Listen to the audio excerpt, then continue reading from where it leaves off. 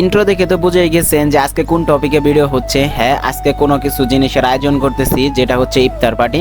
তো বাড়িতে কিছু রোজদারা বলছি, তো সেই জন্য ছোট্টখাটো কিছু আয়োজন করতেছি। তো কারণ হচ্ছে একটাই যে সারা বছর তো সাউন্ড সিস্টেমের জগতে প্রচুর টাকা মানে অব্যয় করি বা এদিক সেদিক ভাঙ্গি।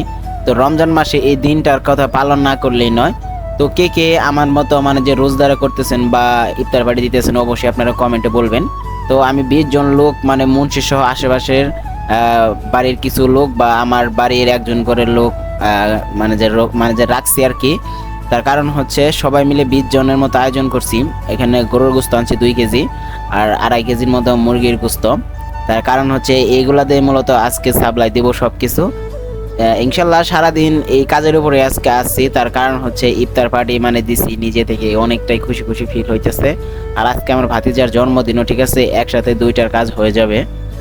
আর এখানে আমাদের সব কাজই প্রায় শেষ। তো আমাদের গরুর গোস্ত রান্না শেষ, তারপরে হচ্ছে মুরগির গোস্ত রান্না শেষ। তখন আমরা পেঁয়াজিগুলা ভাজতেছি, দেখতে পারতেছেন।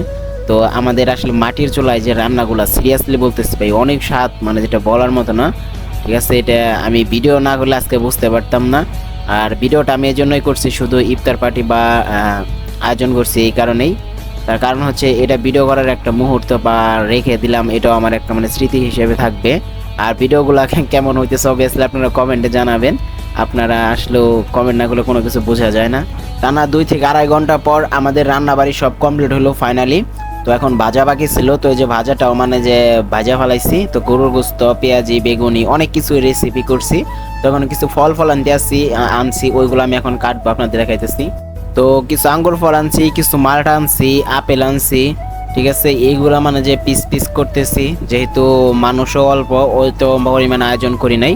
তো অল্পের মধ্যে বেশি আবার মানে যে খাদ্য দেওয়ার চেষ্টা করতেছি। বুট আছে, মুড়ি আছে, কলা আছে, তাদের খেজুর আছে, প্লাস অনেক কিছু আছে। তারপরে সন্ধ্যার পরে যখন ইফতার পর আয়োজন, ওইখানেও মাছ ভাজি আর অনেক কিছু রাখছি। তো আলহামদুলিল্লাহ অনেকে এখানে দেখতে পারতেছেন বসে পড়ছে। তো আমাদের ইফতারের যে প্লেটগুলা সব কিছু মানে রেডি করে ফেলাইছি। এখন আর সময় আছে বাকি হাতে 10 মিনিট। তো আস্তে আস্তে সবাই আসতেছে। এখানে আমার চাচারা আছে, মসজিদের হুজুররা আছে, আমার নানির বাড়ির লোকজন আছে, বা গ্রামের আশেপাশের বা আমার গ্রামের কিছু অসহায় লোক আছে 1-2 জন, ঠিক আছে, বা পাড়াপড়শির কিছু একজন করে লোক বলছি। তো সবাইকে মিলিয়ে ঝিলে 20-22 জন লোক বানাইছি। তো কেমন হয়েছে আপনারা জানাবেন।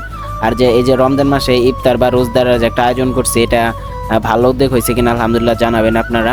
তাহলে আসলে আপনারাও করেন, এগুলো খারাপ না। মানে যে রমজান মাসে এগুলোর আয়োজন করাটা অনেকটাই ভালো, ঠিক আছে, আপনারাও করেন। আর সাউন্ড সিস্টেমের পাশাপাশি তো সারা 11টা মাস তো সাউন্ড সিস্টেমের পিছনে ব্যয় করি। এই মাসটা শুধু আপনাদের রমজান মাস হিসেবে মানে আমরা পালন করতে পারি।